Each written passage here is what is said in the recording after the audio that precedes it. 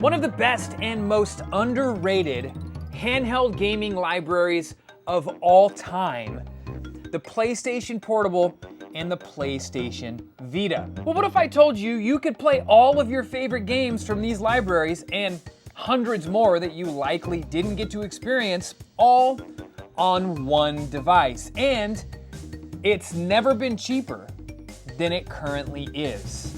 The PlayStation Vita mod just leveled up.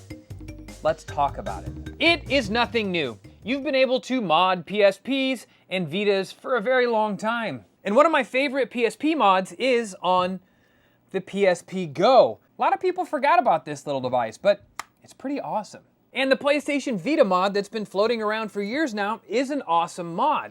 But if you've seen the videos I've done on the Nintendo Wii or Wii U mod, you're very familiar with Wii Flow. It's that awesome menu that comes up like a big giant wall of games, and it lets you scroll through everything and select whatever game you want to play. It's a very impressive UI. I really like it. Well, Dr. Mod recently came over with a brand new Vita mod that he was working with. He knows that the Vita is among one of my favorite handhelds of all time, to show me his new work in progress. But what exactly is it? And when I booted this thing up for the first time, it blew my mind. If you're familiar with Wii Flow, it's running the same Retro Flow application.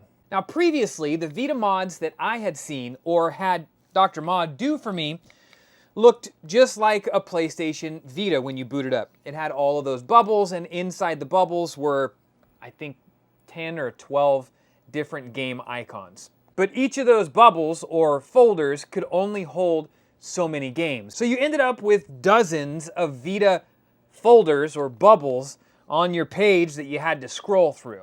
But this mod is really something different. But before we check it out, let's touch on the basics. This mod is done via a jailbreak. The Henkaku and Inso jailbreak, to be specific. I think I'm saying those right. And all the games are loaded on one of these guys. Now this actually looks like a Vita cartridge, but it is a Vita cartridge to micro SD card adapter. So I have a 1 terabyte card inside of this adapter. All of your goodies get loaded onto the SD card, and the SD card goes right in the Vita like a game would. The beauty of the Vita mod is it's a software modification. You don't have to do anything to the hardware, thank God, because opening these things up, everything is tiny. If you don't believe me, you should check out the video where Dr. Mod and I replaced the thumbstick. So with that being said, even if you've never done a mod before, I would call this one relatively easy and something you can probably do yourself. All you need is the Vita Game SD card adapter, which you could buy just about anywhere on the internet, and your computer to load all your backups. Now the PSP has a great mod too, but the reason I like the Vita mod is because you can actually load all of your PSP games onto your Vita and have them both. I would also like to point out that the Vita mod can be done on either model of the PlayStation Vita. And I will say, as a big fan of the PlayStation Vita, I do understand that the 1000 is actually a better system. It has Hall effect thumbsticks, it has a much better screen, and it's just more durable.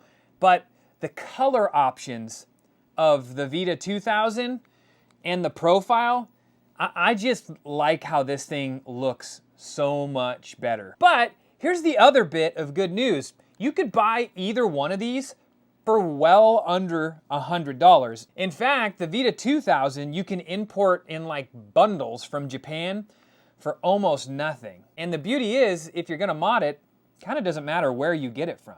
Much like I pointed out with the Nintendo Wii, the PlayStation Vita is sort of at that weird turnaround phase where it's still new enough that a lot of people aren't messing with it, but it's just old enough that it's starting to flip around and become sort of retro. Now don't beat me up in the comments. I know it's not retro just yet. My point is, they're incredibly cheap. They've never been cheaper than they are right now, and likely will never be cheaper than they are right now. So much like the Nintendo Wii, there's never been a better time to buy and modify a PlayStation Vita. I would also like to point out that the point of these videos isn't to give you a step-by-step tutorial on how to mod these.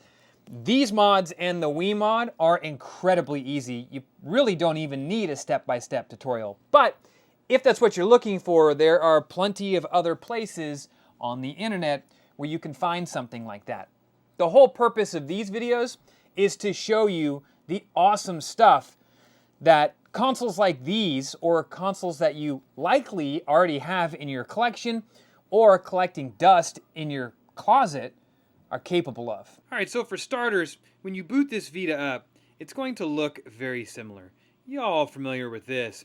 Well, check this out. When we flip this thing down, we're greeted with this. This is RetroFlow, very similar to Wii Flow.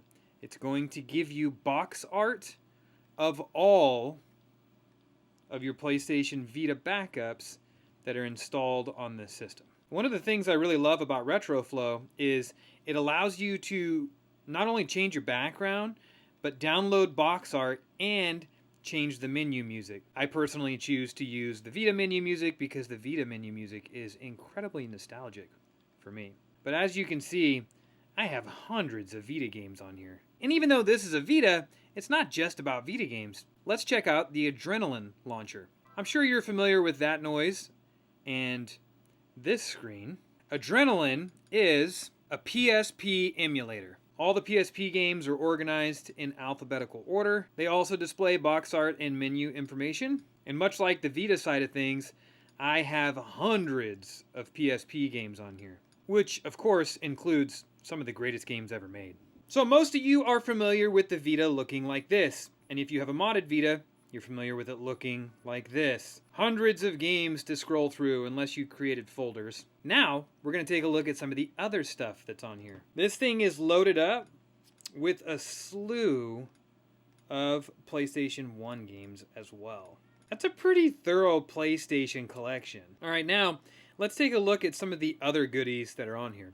Of course, you got emulators like Atari, Game Boy, Nintendo 64, and depending on which game you're using, runs pretty well. All the Sega classics, SNES, of course, RetroArch for all the old arcade games, but one of my favorites is the NES emulator. Let's take a look at that. The PlayStation Nintendo Entertainment Center, or as some people like to call it, the PNES. All jokes aside, this is a really nice NES emulator, and it even has really cool box art that loads up with every single game. I mean, I think that that is done incredibly well.